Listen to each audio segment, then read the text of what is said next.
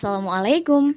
Halo teman-teman semuanya, selamat datang di channel Kampus Story, channel seputar mahasiswa terhits di Indonesia. Di video podcastku kali ini bareng sama aku Umu Kulsum Nur Isnaini atau biasa dipanggil Umu, aku dari Fakultas Peternakan Universitas Gadjah Mada. Aku bakalan ngajak teman-teman semuanya ngebahas mengenai UGM Residence atau asrama UGM.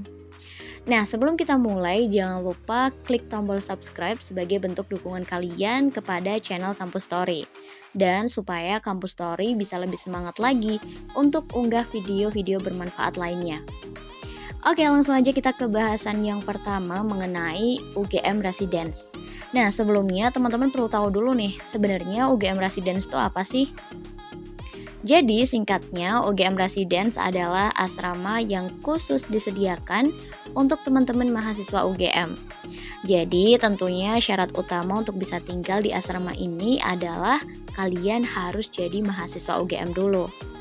Nah, setelah itu yang perlu kalian tahu juga sebelum kita bahas lebih detail, kalian perlu tahu nih bahwa UGM Residence atau asrama UGM itu nggak cuma satu, tapi ada total 8 unit asrama, di mana 5 unitnya adalah asrama untuk putri atau asrama mahasiswa putri, dan yang ketiga adalah asrama untuk putra. Nah, sekarang kita mulai dari asrama putri dulu. Jadi, untuk nama-nama dari asrama UGM itu ada tanda-tandanya yang bisa membedakan antara asrama putri dan juga asrama putra, yaitu adalah kata depan dari setiap asrama. Maksudnya gimana nih? Jadi kalau misalnya kalian di asrama putri, maka nama depan dari asrama putri di UGM itu pasti ada kata Ratnaningsih. Nah, kalau untuk asrama putra itu ditandai dengan kata depan Dharma Putra. Oke, jadi kan tadi aku udah bilang nih kalau ada 3 asrama putra dan 5 asrama putri. Nah, yang 5 asrama putri itu masing-masing namanya adalah yang pertama Ratnaningsih Sagan, yang kedua Ratnaningsih Bulak Sumur, yang ketiga Ratnaningsih Kinanti 1, yang keempat Ratnaningsih Kinanti 2 dan 3, dan yang kelima adalah Ratnaningsih Sendowo. Jadi yang 5 itu adalah asrama untuk mahasiswa putri. Nah, terus untuk nama-nama asrama putra itu ada 3. Yang pertama DP atau Dharma Putra Baciro, yang kedua adalah DP atau Dharma Putra Santren, dan yang ketiga adalah Dharma Putra Karanggayam. Nah, setelah kita tahu tentang beberapa unit asrama, sekarang aku mau coba ngebahas sesuatu yang sering banget aku tuh ditanyain tentang asrama UGM. Mengingat aku sendiri terhitung udah 2 tahun atau akan menginjak tahun ketiga ini tinggal di asrama UGM. Jadi di sini aku nggak akan ngebahas hal-hal yang umum seperti fasilitas, harga, atau tata tertib yang ada di asrama UGM. Karena apa? Karena bahasan soal fasilitas, harga, tatip, itu semuanya udah lengkap di website resmi dari UGM Residence sendiri. Jadi nanti teman-teman silahkan langsung menuju ke webnya dari UGM Residence untuk tahu semua infonya lebih detail. Nah, tapi di sini aku bakalan ngebahas seluk-beluk tentang asrama UGM yang mungkin jadi pertanyaan teman-teman semuanya sebelum kalian memilih untuk tinggal di asrama. Dan biasanya pertanyaan-pertanyaan ini tuh kayak jarang banget atau susah untuk kalian temukan di web resmi UGM Residence. Gitu ya. Nah, topik yang pertama yang biasanya ditanyakan adalah apakah seluruh mahasiswa baru UGM atau mahasiswa UGM itu wajib tinggal di asrama UGM? Tentu jawabannya adalah tidak. Cuman biasanya emang mahasiswa baru itu lebih memilih untuk tinggal di asrama UGM. Karena apa? Karena untuk nyari kos itu juga bukan hal yang gampang. Aku udah ngalamin sendiri gitu, dulu udah pernah survei-survei kos gitu, dan memang cari kos-kosan yang pas itu bukan hal yang gampang. Jadi kebanyakan ketika mahasiswa baru, mereka nyari hunian untuk ditinggali ketika mereka berkuliah di Jogja, mereka pasti mencari yang memang udah jelas-jelas kelihatan gitu dari segi harga, dari segi fasilitas, lokasi, dan lain sebagainya. Nah, yang kedua adalah jangka waktu atau masa tinggal. Jadi masa tinggal di asrama itu ketentuannya adalah 1 tahun. Kalau kalian baca di website resminya itu 1 tahun. Nah, terus yang jadi pertanyaan adalah kalau misalnya udah 1 tahun nih, apakah mahasiswa yang tinggal di situ harus pergi dari asrama dan harus cari kos-kosan sendiri, atau mereka bisa memperpanjang waktu tinggal bahkan sampai lulus? Jawabannya adalah bisa, tapi dengan prosedur-prosedur yang tentunya sudah diatur ya. Jadi ada 2 cara agar kalian bisa menjadi penghuni kembali di tahun kedua dan seterusnya. Nah, cara yang pertama adalah dengan menjadi waiting list atau biasanya kita sebut dengan WL. Nah, gampangnya waiting list atau WL itu adalah teman-teman itu daftar ulang untuk jadi penghuni lagi di tahun kedua. Jadi nggak ada bedanya ketika kalian jadi daftar WL dengan kalian daftar jadi penghuni UGM Residence di awal kalian pertama kali daftar. Gitu ya. Jadi sebetulnya intinya kalian daftar ulang lah untuk jadi penghuni lagi. Cuman di sini ada syarat yang harus dipenuhi biar kalian bisa lolos jadi WL. Syaratnya juga nggak susah-susah banget sih, jadi kalian cukup nggak bikin masalah ketika kalian selama 1 tahun tinggal itu. Jadi kalian tidak punya catatan buruk ketika kalian tinggal selama 1 tahun. Dan yang kedua, kalian juga aktif di beberapa kegiatan yang diadakan oleh UGM Residence. Nah, untuk mengukur keaktifan kalian, jadi dari pihak UGM Residence tuh kayak punya poin atau penilaian yang nantinya ditulis di kartu yang namanya adalah kartu life skill. Di kartu life skill ini, susah banget ngomongnya. Di kartu life skill nanti bakalan kayak ada nama kalian, data diri kalian, terus juga ada kotak-kotak penilaian yang itu nanti bisa kalian pakai ketika kalian nanti daftar jadi waiting list. Jadi nanti pihak asrama bakalan melihat nih, selama kalian tinggal di asrama itu kalian aktif nggak sih jadi penghuni di UGM Residence gitu. Nah, cara yang kedua adalah dengan kalian jadi seorang MB atau mahasiswa beasiswa. Nah, MB ini adalah namanya, seperti namanya, jadi ada beasiswa, maka MB ini adalah orang-orang yang dapat beasiswa dari UGM Residence berupa potongan harga sewa sebesar 75% dan benefit-benefit lainnya. Tapi intinya adalah kalian, yang membedakan dengan WL adalah kalian dapat potongan harga sewa sebesar 75%. Kalau tadi kalian WL itu kalian harus bayar full, kayak kalau misalnya kalian daftar di tahun pertama. Jadi kalian bayarnya ya full gitu 100%. Tapi kalau misalnya kalian daftar di MB, kalian bisa dapat potongan 75%. Jadi lumayan banget untuk menghemat pengeluaran kalian gitu ya selama jadi mahasiswa. Dan karena kalian beasiswa, ya seperti beasiswa kan pada umumnya juga mereka meminta feedback gitu dari pihak yang diberi beasiswa. Jadi teman-teman MB ini juga jadi istilahnya fasilitator juga gitu ya. Jadi mereka ini bantu-bantu juga pihak asrama untuk mengelola atau untuk menemani para penghuni gitu ya. Jadi untuk istilahnya bertanggung jawab juga di asrama yang nanti dia ditempatkan. Jadi kalau misalnya MB, nanti kalian bakalan ada semacam seleksi. Kalau tadi syarat untuk jadi WL itu cukup gampang ya. Jadi syaratnya cuman kalian gak ada catatan buruk di asrama dan kalian aktif untuk kegiatan-kegiatan yang diadakan asrama. Nah, kalau untuk MB itu persyaratannya agak banyak ya. Yang pertama, IPK itu harus minimal 3,00 untuk IPK. Jadi kalau bisa teman-teman selama mahasiswa baru itu pertahankan ya IPK kalian itu biar tetap aman lah ya, seenggaknya 3 di atas 3 gitu. Karena untuk daftar jadi MB itu harus IPK-nya minimal 3. Terus nanti biasanya juga kalian ada tahap wawancara, ada seleksi berkas. Berkas itu juga meliputi keaktifan kalian selama kalian jadi penghuni 1 tahun. Terus juga ada dari CV kalian. Terus ada juga kalian nanti disuruh bikin proposal kegiatan gitu.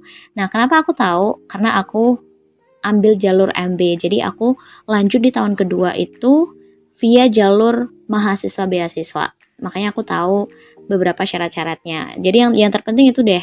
Yang penting IPK dulu harus lebih dari 3. Kalau IPK kalian kurang dari 3, ya kalian otomatis nggak bisa daftar untuk selanjutnya gitu.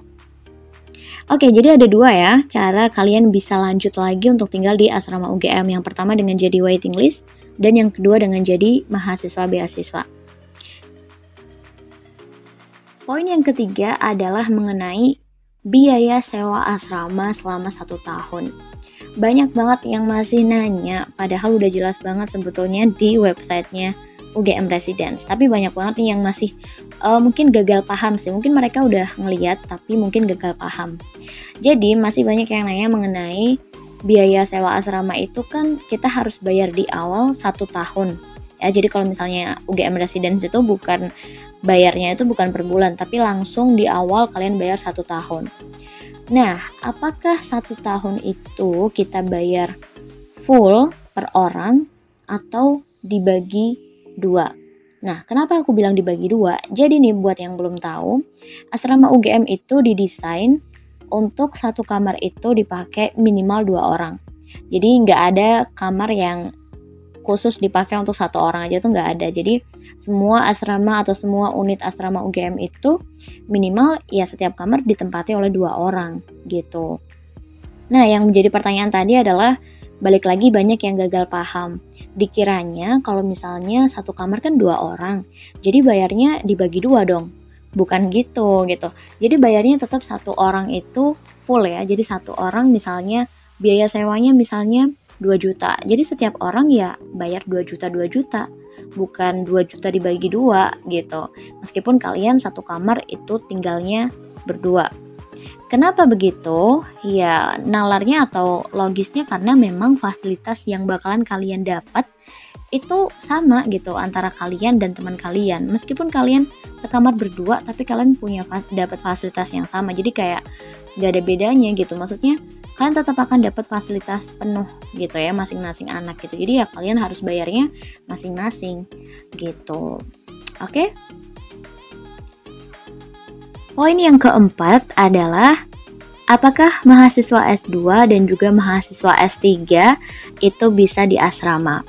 Atau asrama UGM tuh cuman untuk benar-benar mahasiswa baru yang baru banget masuk atau baru banget jadi mahasiswa? Jawabannya adalah boleh. Jadi mahasiswa S2 atau S3 itu boleh kok tinggal di asrama UGM. Cuman yang perlu diketahui memang asrama UGM itu diprioritaskan untuk mahasiswa baru. Jadi benar-benar mahasiswa yang baru jadi mahasiswa lah intinya. Tapi kalau memang mahasiswa S2 atau ada mahasiswa S3 yang pengen banget tinggal di asrama juga bisa gitu, karena ada beberapa unit asrama yang bisa teman-teman S2 atau S3 tinggali. Nah, untuk asrama putri, teman-teman S2 atau S3 bisa menuju ke asrama Ratnaningsih 1. Jadi di situ ada slot untuk teman-teman S2 atau S3. Nah, untuk teman-teman atau mahasiswa S2 atau S3 yang putra, teman-teman bisa ke asrama Dharma Putra Karanggayam atau Dharma Putra Bajiro. Gitu ya. Nah, poin yang terakhir atau poin yang kelima yang pengen aku kasih tahu ke teman-teman adalah mengenai teman sekamar atau partner kalian di kamar. Nah, banyak nih yang nanya, Kak, kalau misalnya teman sekamar itu bisa nggak sih kita milih? Atau misalnya nih teman-teman punya teman dekat yang ternyata kalian juga sama-sama diterima di UGM pada tahun yang sama gitu kan. Jadi teman-teman pengen nih nanti waktu di asrama UGM pengen sekamar. Nah, kayak gitu bisa nggak sih? Nah, untuk masalah teman sekamar sebetulnya bisa kalian request ya, bilangnya kita request untuk nanti sekamar sama siapa. Asalkan kalian emang benar-benar udah tahu nih teman sekamar kalian tuh juga mau masuk di asrama yang sama dengan apa yang kalian pengen gitu. Jadi misalnya nih kalian sama-sama punya saudara kembar misalnya. Kalian misalnya punya saudara kembar dan kalian sama-sama kuliah di UGM. Masuk di UGM dengan tahun yang sama. Nah, kalian pengen tuh tinggalnya barengan nanti, pengen tinggal di asrama tapi nggak mau diacak, tapi pengen tinggal sekamar. Nah, kayak gitu bisa banget gitu. Kalian bisa request langsung ke admin dari masing-masing asrama gitu. Tapi kalau misalnya teman-teman nggak request atau kalian ya udahlah mau sama siapa aja enjoy, ya nggak masalah juga. Justru menurut aku itu lebih bagus gitu. Karena itu bisa, karena jujur ya, aku kan memang lebih suka sebetulnya untuk nggak request. Karena apa? Karena ya kita kayak dikasih kejutan gitu loh, kayak kita jadi bertanya-tanya nanti siapa ya yang jadi teman sekamar aku. Dan kalau misalnya kalian udah ketemu sama teman sekamar kalian tuh kayak wah, bisa jadi tempat belajar juga untuk kita bisa membawa dengan orang baru, untuk kita bisa mencoba kita ini bisa nggak sih beradaptasi dengan orang baru, bisa nggak sih kita bergaul dengan orang baru yang notabene pasti kita udah beda pemahaman, beda prinsip, dan satu sama lain juga pasti belum kenal. Nah itu sebetulnya seru sih hal-hal yang kayak gitu. Jadi aku sebetulnya lebih menyarankan untuk teman-teman mahasiswa baru itu kalau bisa nggak request, kalau memang keadaannya nggak darurat banget atau istilahnya kalian memang ya oke lah dengan siapapun oke, kalian kayaknya nggak perlu untuk request mau sama siapa. Jadi manut aja gitu sama plottingan dari pihak asrama. Gitu. Oke, teman-teman semuanya, kayaknya udah cukup panjang aku ngebahas mengenai beberapa poin atau beberapa hal dari UGM Residence yang mungkin nih apa yang aku bahas tadi tuh belum secara eksplisit dituliskan di website resminya UGM Residence. Dan sekali lagi aku ingatkan kalau misalnya nih teman-teman pengen tahu mengenai hal-hal yang lebih sifatnya umum tentang UGM Residence kayak misalnya harga, fasilitas, lokasi, tatip, kayak gitu kalian bisa langsung cek di website resmi dari masing-masing asrama. Jadi kalian bisa langsung klik di Google UGM Residence gitu. Nanti pasti bakalan muncul website dari masing-masing asrama gitu ya. Nah, sekian dulu video kali ini atau podcast kali ini. Jangan lupa teman-teman klik tombol subscribe untuk berlangganan di video-video Kampus Story lainnya. Like jika kamu menyukai video ini dan juga jangan lupa tulis kolom komentar kalau misalnya kamu punya pertanyaan atau kamu pengen request video apa lagi untuk channel ini. Jangan lupa juga kalau kalian masih pengen tanya-tanya tentang asrama UGM atau seluk-beluknya, kalian bisa banget nih follow dan juga DM ke Instagram aku di @umuisnaini30 atau @januaribercerita. Insya Allah nanti bakalan aku balas kalau misalnya aku pas lagi buka IG dan memang slow untuk membalas, nanti pasti aku balas. Oke, sekian dulu. Semoga podcast atau video podcastku kali ini bermanfaat. Saya Umu Kulsum Nur Isnaini pamit undur diri. Sampai jumpa di lain waktu. See you!